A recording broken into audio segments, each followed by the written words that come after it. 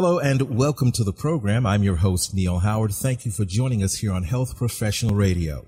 You know, here in the United States, nearly 1 in 2 women over the age of 50 is going to have a fragility fracture. That's a low impact fracture that's often the result of a fall from either standing height or even lower, sometime in her remaining lifetime. Now, if you're a woman listening over 50 who's postmenopausal, such a fracture might not be the result of a clumsy act. It might be due to postmenopausal osteoporosis. Now, to help raise awareness, Bone and Joint Action Week is held every year at this time. And joining us here on the program now to talk about how to identify some of the warning signs and to discuss a prescription treatment option for postmenopausal osteoporosis is Dr. Mary Oates, specializing in the diagnosis and treatment of osteoporosis. Welcome to the program, Dr. Oates. Thank you for joining us. Thank you, Neil. Great. Well, let's tell our listeners first, what is postmenopausal osteoporosis, and does it differ from osteoporosis in general? Well, osteoporosis is characterized by a decrease in the bone mineral density and the strength of our bones. And particularly postmenopausal relates to the fact that during and after menopause, women lose the protective effect of estrogen on their bones, so they have even a more accelerated bone loss after menopause. And this accelerated bone loss can lead to fractures. And as you described, it's not just a clumsy fall. Healthy bone should be strong enough to resist the forces of tripping and falling over a curb. It's the unhealthy or the osteoporosis, the thin bones, that result in a fracture from a minor fall. So it's the osteoporosis that needs to be either addressed or, I guess, avoided if at all possible in order to make a difference without any treatment, right? You're exactly right. The orthopedic surgeon's going to fix that local fracture, but we need to address the underlying osteoporosis.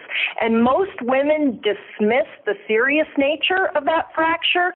They think that it's going to heal and everything's fine, but they deserve an evaluation for underlying osteoporosis.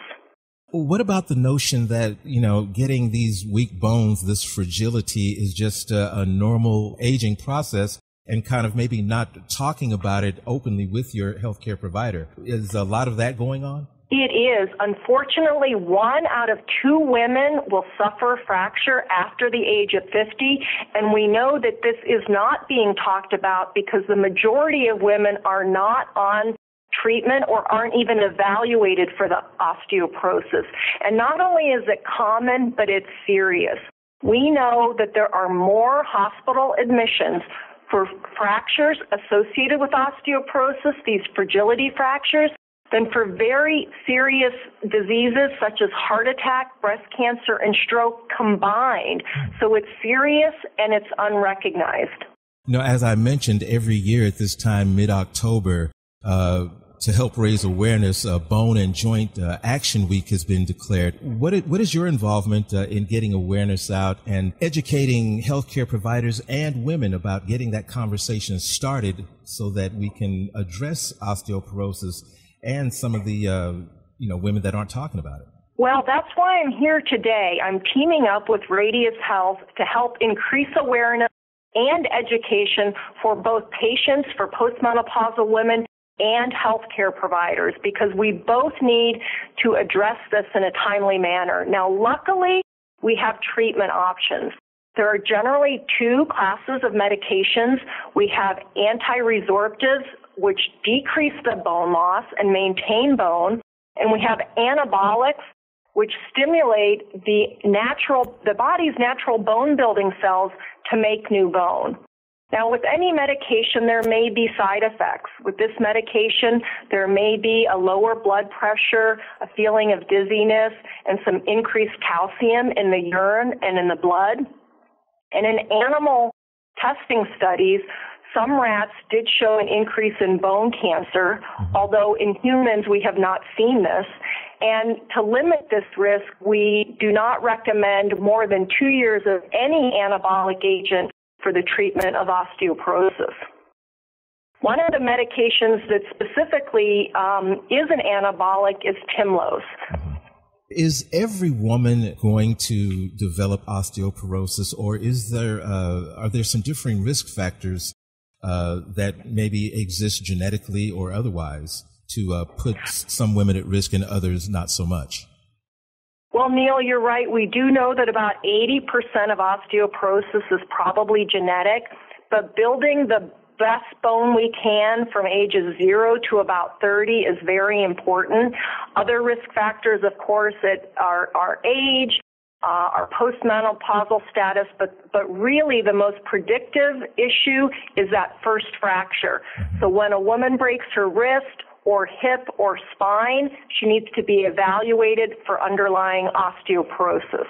When you're talking about evaluations, is there anything that a woman can do who is not postmenopausal or maybe not in the age range to maybe give her a heads up, maybe some of the warning signals that could possibly appear before menopause?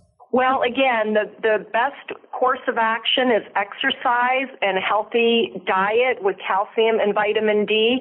But after the age of menopause, that's the best time to get a DEXA scan, which is a bone mineral density scan, to look for underlying osteoporosis before that fracture occurs.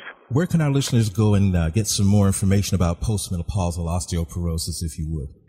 Well, the best place to go is to talk to your healthcare provider, but we also have a nice website that you can visit, bonenews.com, for lots of information about postmenopausal osteoporosis. Dr. Oates, thank you so much for joining us here on Health Professional Radio today. It's been a pleasure. Thank you. Thank you, Neil.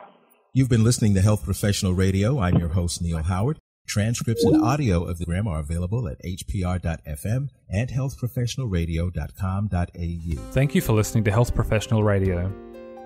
We're very proud to be an independent broadcaster providing our content free of charge to you, the listener. One of the ways that we're able to remain free and independent is by having people like you become patrons.